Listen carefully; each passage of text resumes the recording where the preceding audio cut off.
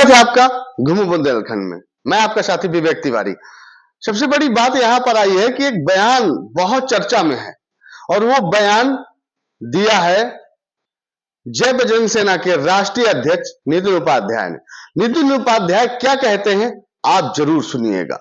उनसे जब कई सारे पत्रकारों ने सवाल किया कि क्या दुकानों के नाम रखना सही है या गलत है, जो कि सरकार लगातार दुकानों को चिन्हित कर रही है कि जिसका मालिक है उसके नाम पर रखे, तो उन्होंने कहा कि ये दुकानों का नाम रखना गलत नहीं है, क्योंकि जब आप लाइसेंस लेते हैं तो प्रोप्राइटर का नाम लिखा जाता है।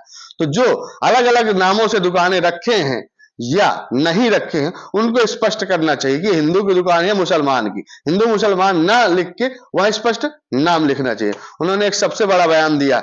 दूसरा उन्होंने कहा है कि जो उज्जैन में तमाम होटल्स ढाबा चलते हैं, कोई महाकाल, कोई शंकर ढाबा के नाम से, कोई शंकर होटल के नाम से, कोई महाकाल होटल के नाम से, ऐसे समस्त ढाबा चलते हैं, उनके 90 से 95% मुसलमान मालिक हैं, जो कि उनको भी अपने नाम बदलना चाहिए और उनको अपने प्रोप्राइटर पे उनको अपना नाम रखना चाहिए। जब उनसे एक सबसे बड़ा सवाल किया गया कि अजमेर, जो अजमेर शरीफ का दरगाह है, वहां पर मुसलमान, ना कि वो मुसलमान की जगह हिंदू भी वहां पर व्यापार करते हैं और अजमेरा के नाम से वो कई सारी दुकान रखे, तो उन्होंने कहा कि वो भी गलत है। तो वहां की सरकार को चिंता करना चाहिए और अगर हिंदू ने नाम बदल कर रखा तो उनको भी प्रोप्राइटर में अपना नाम जरूर मेंशन करना चाहिए, ताकि सबको समझ में आए। वो अलग विषय है कि कौन किसकी थिंकिंग है कि किससे क्या खरीदना चाहता है, वो स्वतंत्रता है। उन्होंने ऐसे बयान दिया है।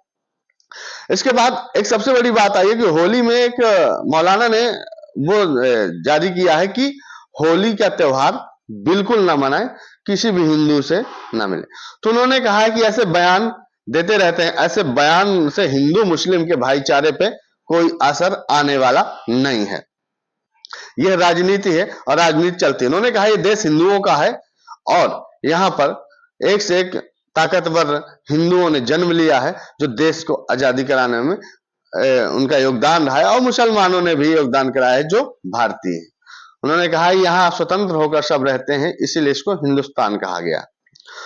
जब उनसे सवाल किया गया औरंगजेब को लेकर कि औरंगजेब यहाँ का अच्छा शासक था क्या, तमाम ऐसे सवाल, तो उन्होंने सबसे बड़ी बात कही है कि औरंगजेब क्रूर शासक था। वह आक्रांता था, जो यहाँ के मंदिर, शिवालय, यहाँ के धर्म ग्रंथ सब कुछ नष्ट किया। वो कोई यहाँ वहां से लेके नहीं आया था, वो यहीं का कब्जा किया, यहीं का तबाह किया और हिंदू धर्म की कई ऐसी धर्म ग्रंथों को, मंदिरों को उसने तहस नहस किया। एक सबसे बड़ी बात है, जब उनसे उनकी तारीफ करने पे सवाल किया गया कि औरंगजेब की तारीफ किया जा रहा, तो उन्होंने एक सबसे बड़ी बात कही है कि उसकी ही कुछ औलादें होंगी जो तारीफ कर रहे हैं, वो हिंदुस्तानी नहीं हो सकते हैं। जैसे अंग्रेज चले गए, औलादें छोड़ गए, ऐसे उन्होंने एग्जाम्पल दिया कि उनकी ही औलादें होंगी वो तारीफ कर रहे हैं। उन्होंने कहा यह देश, यह जमीन महाराणा प्रताप की है, रानी लक्ष्मीबाई की है। ऐसे ऐसे तमाम उन्होंने कई सारे यहाँ के योद्धाओं के बारे में उन्होंने चर्चा की। फिर इसके बाद जब सवाल आया कि औरंगजेब ने तो यहाँ बालाजी मंदिर भी बनवाया, तो इसके बाद उन्होंने सबसे बड़ी बात एक कही है कि वह मंदिर कोई अपने उससे नहीं बनवाया, उसने हजारों मंदिर तोड़े हैं तो एक मंदिर बनवाया। इसके बाद हम आपको बताएंगे पूरी इस मंदिर की कहानी। इसके पहले उन्होंने सवाल, जब सावरकर के ऊपर सवाल नितिन जी से किया गया, तो नितिन जी ने कहा कि सावरकर को 2 बार अंग्रेजों ने काला पानी की सजा दे दिया। निर्देश होते हुए उन्होंने देश की आजादी के लिए बहुत संघर्ष किया। अब आप सुनिए नितिन उपाध्याय जी क्या कह रहे हैं। एक बयान सुनने में आया है कि जो भी मुस्लिम समुदाय के लोग हैं वो मुस्लिम दुकानदारों से खरीदारी करें, फल से लेकर के सब्जी वगैरह, और हिंदू से ना खरीदे। तो क्या ये पूर्व में जो एक बयान आया था कि हिंदू लोग मुसलमानों से ना खरीदारी करें, तो क्या इसका जवाब है, क्या कहेंगे इस पर? देखिए, उत्तर प्रदेश सरकार ने एक नियम लागू किया था कि कांवड़ यात्रा के समय सभी दुकानदार अपनी आइडेंटिटी रखें। अगर मुस्लिम है तो उसका मुस्लिम का नाम, प्रोप्राइटर का नाम रखें। तो वो कोई गलत नहीं था, मेरी इच्छा है, मैं हिंदू हूँ, मुझको किसकी दुकान में खाना है, किसकी दुकान में खरीदना है, वो मेरी इच्छा है। इसी प्रकार मुसलमानों की उनकी इच्छा है। तो ये कोई क्रिया की प्रतिक्रिया नहीं है, और ये बयान जो है कोई मतलब नहीं, वाहियात बयान है ये कि मुस्लिम दुकानदार मुसलमान से ही खरीदें। देखिए, होता क्या है कि आप उज्जैन महाकाल जाइए, वहाँ महाकाल ढाबा है, लेकिन उसका प्रोपराइटर मुसलमान है। हिंदू समझ के जाते हैं कि महाकाल ढाबा है, लेकिन वो है मुसलमान का। तो आइडेंटिटी छिपाना ये गुनाह है।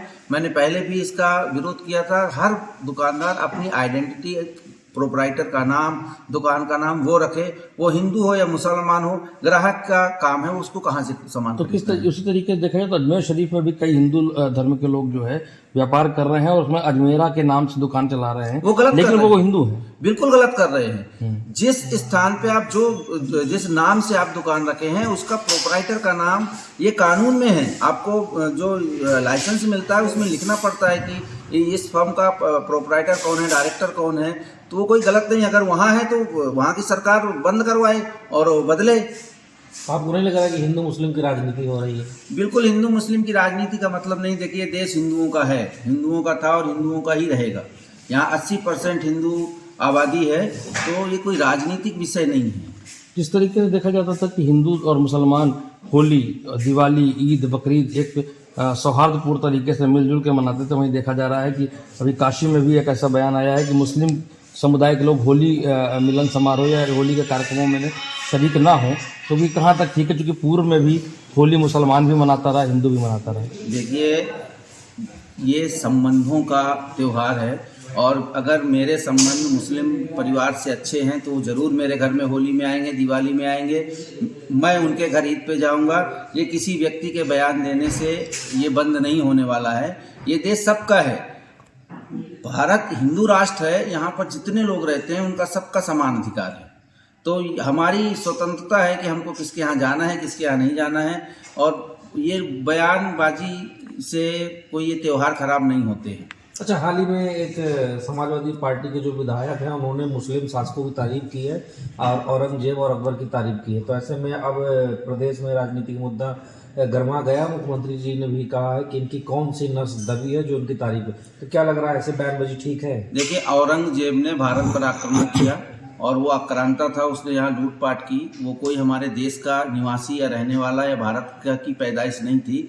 और जो भी औरंगजेब की तारीफ करते हैं या उसके गुणगान करते हैं, तो औरंगजेब के ही वो परिवार के होंगे, क्योंकि शासन करने तो भारत में आया था। तो हो सकता है कुछ, वो एक कहावत है ना, अंग्रेज चले गए औलाद छोड़ गए, तो कुछ होंगे तो वो तारीफ कर रहे हैं। ये देश भारतीयों का है, या औरंगजेब का, बाबर का, हुमायूं का नहीं है। ये शिवाजी महाराज की ज़मीन है, ये महारानी लक्ष्मीबाई की है, महाराणा राणा प्रताप की है। इस देश को स्वतंत्रता दिलाने में मुसलमानों का भी योगदान था, मैं ये नहीं कह रहा। लेकिन औरंगजेब की तारीफ करना देशद्रोह के जैसा कार्य है और उनके ऊपर सख्त कार्रवाई करनी लेकिन चाहिए। देखा जाए तो औरंगजेब तो हिंदू धर्म का काफी समर्थक रहा, तभी उसने चित्रकूट में बालाजी मंदिर बनाया।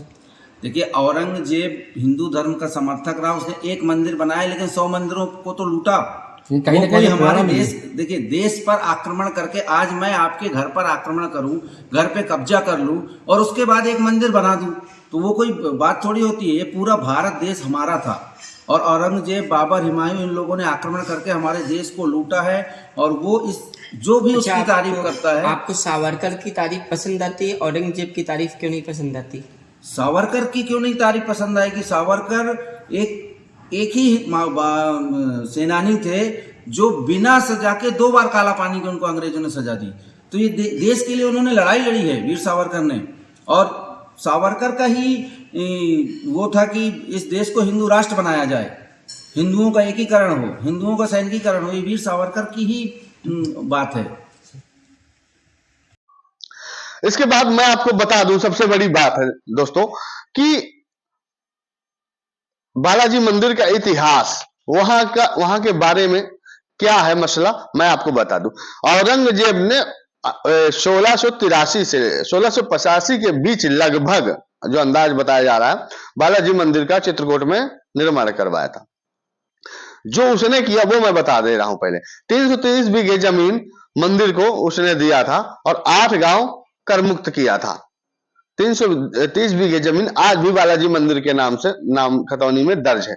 लेकिन सबसे बड़ी बात, अकबर औरंगजेब क्या लेके आया था? जो उसने दान किया वो यहीं का ही तो लूटा था। जो उसने दिया, मंदिर के नाम दिया या किसी के नाम दिया, कर मुक्त किया, वो तो सब भारत वालों का ही था ना, वो लेके तो नहीं आया था। लेकिन सबसे बड़ी बात मैं बता दूं, मंदिर बनाने का कारण क्या था। औरंगजेब जब आया था हर मंदिर को तोड़ रहा था। चित्रकूट आया, बालाजी मंदिर को जहां शिवालय था उसको भी तोड़ा, मंदिर की कई सारी दीवारें उसने तोड़ दिया था। जब उसने शिवलिंग पर हथौड़ी चलवाई, शिवलिंग पर वार हुए, तब उसकी सारी सेना दस्त से, गस्त से लुढ़कने पुढ़कने लगी, बेहोश होने लगी। तब वो विचलित हो गया कि आखिरकार ऐसा कैसे हो गया। हर जगह मेरी सेना वो थी और सारी सेना पस्त हो गई। तब वहां किसी ने बताया कि संत बालक दास जी रहते हैं, आप संत बालक दास जी के पास जाओ, वो आपकी सेना का इलाज कर देंगे, वो आपकी सेना के बारे में पूरा स्वस्थ और अच्छा करेंगे।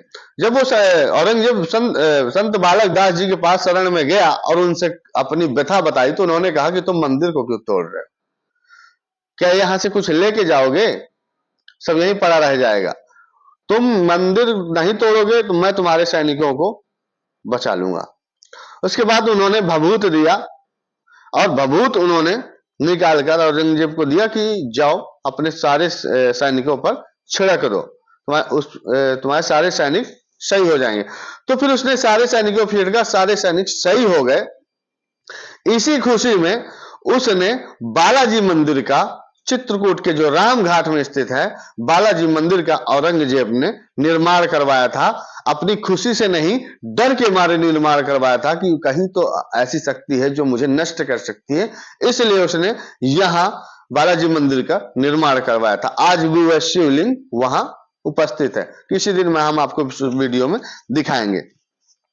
इसके बाद मंदिर के लिए उसने जो मंदिर बनवाया और 330 बीघे जमीन इसीलिए दिया और 8 गांव कर मुक्त किया। तो यह थी कहानी, ना कि उसने कोई ऐसा मंदिर बनवाया अपनी खुशी से। जब उसके ऊपर विपत्ति आई तब उसने मंदिर का निर्माण किया। तो ऐसे जो बयानबाजी कर रहे हैं वो बचे, क्योंकि यह देश किसी क्रूर शासक का नहीं है। यह देश है भारतीयों का, यह देश है महाराणा प्रताप जैसे योद्धाओं का, यह देश है रानी लक्ष्मीबाई जैसे महान क्रांतिकारियों का। ऐसे कई सारे हैं, मैं नाम बताने में आ जाऊं तो लाखों की संख्या में हमारे देश की वीर योद्धा हैं। तो दोस्तों, आप पूरी विस्तृत जानकारी समझ चुके हैं हमारे साथ। लेकिन एक सबसे बड़ी बात बता दें कि रामभद्राचार्य जी का तो मैं भूले जा रहा, रामभद्राचार्य जी ने एक बड़ा बयान दिया है। उन्होंने कहा है कि औरंगजेब एक क्रूर शासक था, उसके मजार पर बुलडोजर चलना चाहिए और मजार को ध्वस्त कर देना चाहिए, ऐसा रामभद्राचार्य जी ने बयान दिया है। तो दोस्तों, हमारे साथ बने रहिएगा घूमो बुंदेलखंड में। वीडियो ज्यादा से ज्यादा शेयर करिएगा और हमारे चैनल को सब्सक्राइब जरूर करिएगा। और होली की आपको ढेरों शुभकामनाएं। होली के साथ साथ जो जुम्मा है उसकी भी शुभकामनाएं। और आप सब लोग हिंदू और मुस्लिम भाई इन बयानबाजियों के चक्कर में न पड़े। जो भारतीय हैं, जो भारत को दिल में रखते हैं, वो एक दूसरे के साथ होली भी मनाएं और एक दूसरे के साथ अच्छा व्यवहार रखें और आगे बढ़ें। तो फिर मिलते हैं किसी और वीडियो में किसी और मुद्दे को लेकर। जय हिंद, जय भारत, जय चित्रकूट धाम।